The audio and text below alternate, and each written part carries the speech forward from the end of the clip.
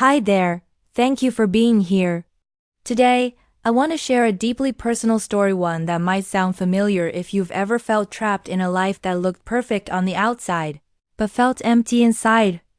This is the story of how I walked away from a six-figure job, the career I had spent 15 years building, in order to save something far more valuable: my health, my peace, and ultimately my life.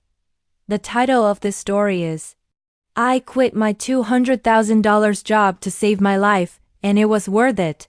Take a breath. And let's begin. The fluorescent lights of the corporate office hummed, a monotonous drone that had become synonymous with the unrelenting pressure that squeezed the joy out of my life. My name is Anya Sharma, and for 15 years, I had climbed the ladder of success with relentless ambition, each rung chipping away at my soul.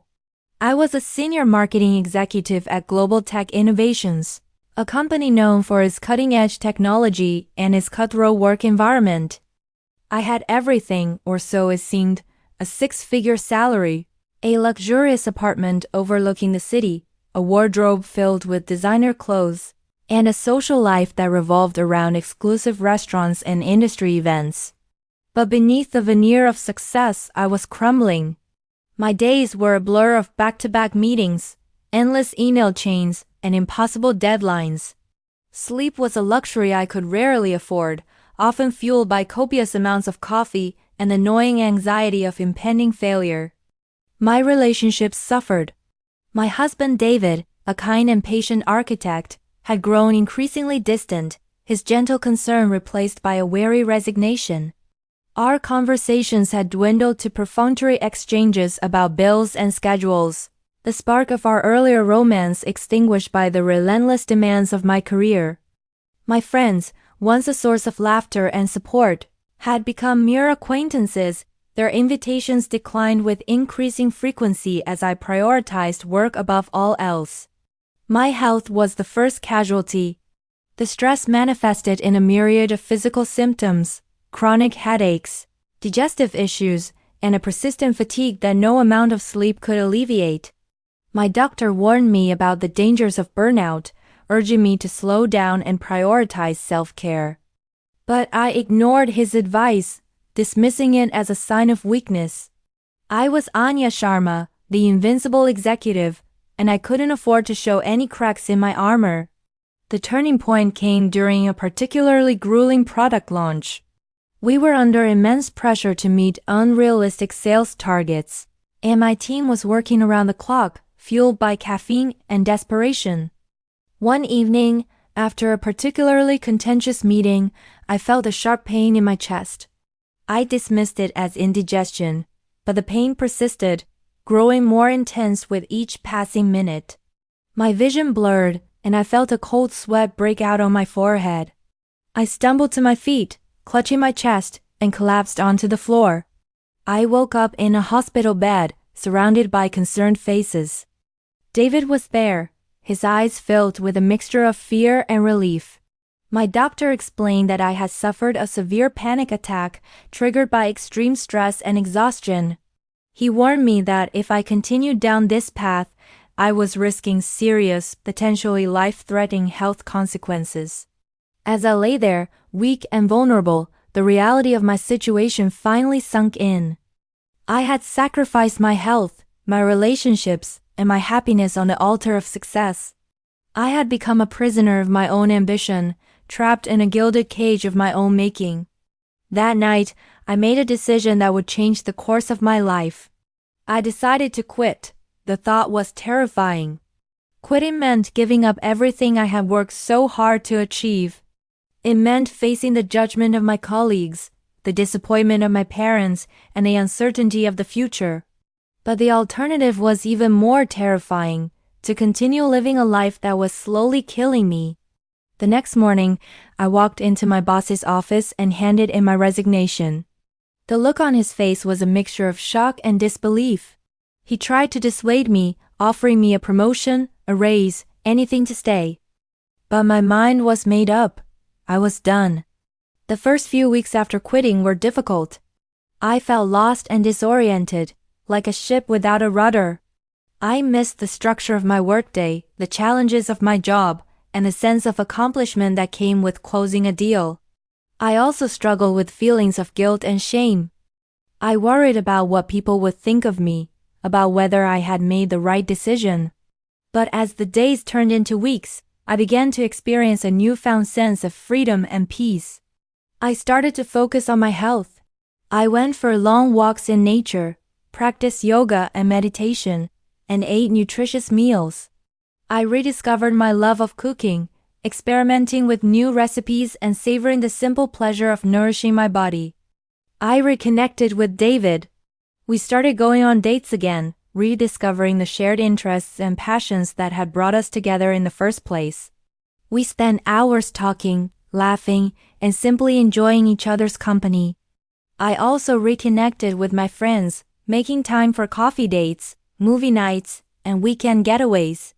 I realized how much I had missed their friendship and support. As I healed, I began to explore new possibilities. I had always been passionate about writing, but I had never had the time or the energy to pursue it. Now I enrolled in a creative writing workshop and started working on a novel. It was challenging and rewarding, and it gave me a sense of purpose and fulfillment that I had never experienced in my corporate career. I also started volunteering at a local animal shelter. I had always loved animals, and it felt good to give back to my community and make a difference in the lives of these vulnerable creatures. Slowly but surely, I began to build a new life, one that was grounded in health, relationships, and purpose. It wasn't always easy. There were days when I doubted myself, when I wondered if I had made the right decision. But I reminded myself of how far I had come, of the pain and suffering I had endured, and of the joy and fulfillment I was now experiencing. I also learned to be more mindful of my own needs and boundaries. I said no to things that didn't align with my values or that would compromise my health and well-being. I learned to prioritize self-care, to make time for activities that nourished my mind, body, and soul. Years later, I can honestly say that quitting everything was the best decision I ever made. It wasn't easy, but it was worth it. I am now healthier, happier, and more fulfilled than I have ever been. I have a loving husband, supportive friends, a meaningful career, and a deep sense of purpose.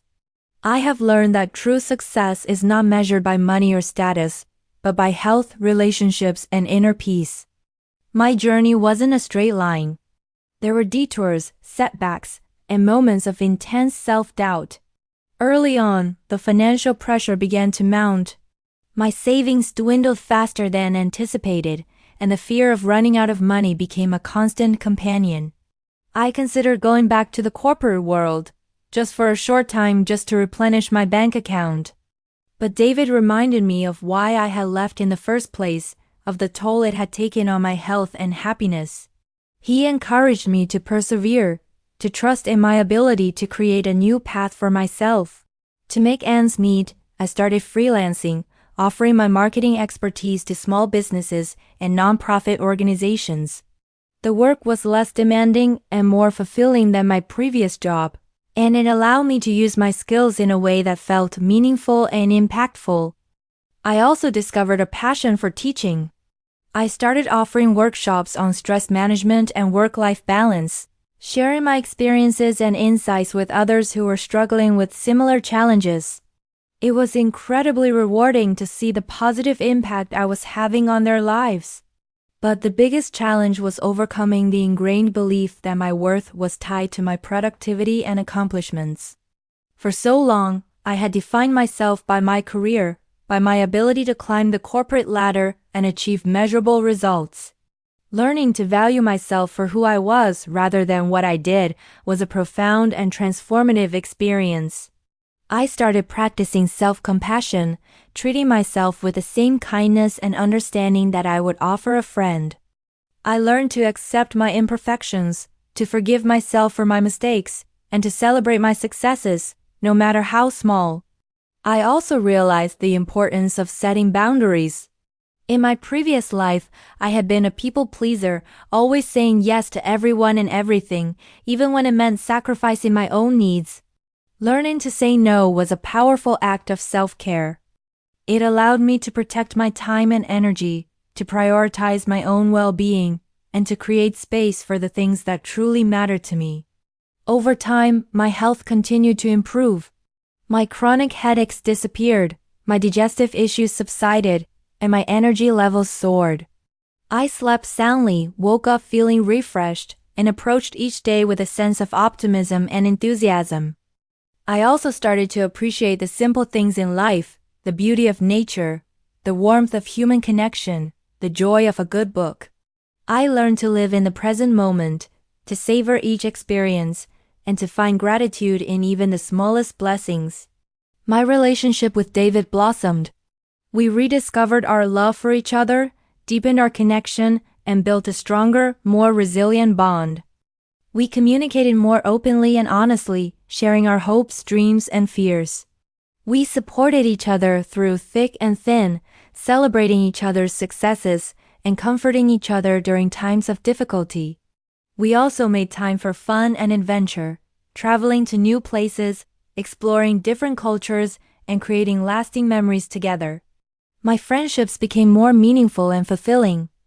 I cultivated deeper connections with the people who truly mattered to me, the ones who loved and supported me unconditionally. I learned to be a better friend, to listen more attentively, to offer more support, and to be more present in their lives. I also let go of the friendships that were no longer serving me, the ones that were draining my energy or bringing me down. My writing career took off. My novel was published to critical acclaim, and I received numerous awards and accolades. I became a best-selling author, traveling the world to promote my book and connect with readers. I also continued to write articles and essays on health, wellness, and personal growth, sharing my insights and inspiring others to live their best lives. My volunteer work at the animal shelter became a passion. I dedicated countless hours to caring for the animals, advocating for their rights, and finding them loving homes. I became a vocal advocate for animal welfare, speaking out against animal cruelty and promoting responsible pet ownership. My life was now a tapestry woven with threads of health, relationships, purpose, and joy. It wasn't perfect, but it was authentic, meaningful, and fulfilling. I have finally found my true calling, my true self. I had quit everything to save myself, and it was the best decision I ever made. The key takeaway from my journey, and what I emphasize in my workshops now, is the importance of listening to your body and your intuition. We often ignore the warning signs, pushing ourselves beyond our limits until we reach a breaking point. Learning to recognize and respond to these signals is crucial for preventing burnout and maintaining long-term health and well-being. Another important lesson is the power of self-compassion. We are often our own worst critics, holding ourselves to impossibly high standards and berating ourselves for our failures. Learning to treat ourselves with kindness, understanding, and forgiveness is essential for building resilience and navigating life's challenges. Finally, it's crucial to remember that you're not alone. Many people are struggling with similar challenges, feeling overwhelmed, stressed, and disconnected. Reaching out for support, connecting with others, and sharing your experiences can make a world of difference. Finding a community of like-minded individuals can provide a sense of belonging, validation, and encouragement. My journey from burnt-out executive to thriving author and advocate was not easy, but it was profoundly transformative. It taught me the true meaning of success, the importance of self-care, and the power of human connection. It's a story I share often, hoping to inspire others to take control of their own lives and create a future that is grounded in health, happiness, and purpose. And it all started with a single terrifying and ultimately liberating decision: to quit everything and save myself. Thank you so much for listening to my story. If you've ever felt the weight of burnout, or questioned whether success is worth the price of your health and happiness, know that you're not alone. You don't have to wait for a crisis to start choosing yourself. Sometimes, the bravest thing you can do is to let go of what's breaking you. If this story spoke to you, please consider sharing it with someone who might need to hear it too. And if you haven't already subscribed, leave a comment, or simply take a moment today to ask yourself, what does a truly fulfilling life look like for me? Until next time, take care of your mind, your body, and your soul.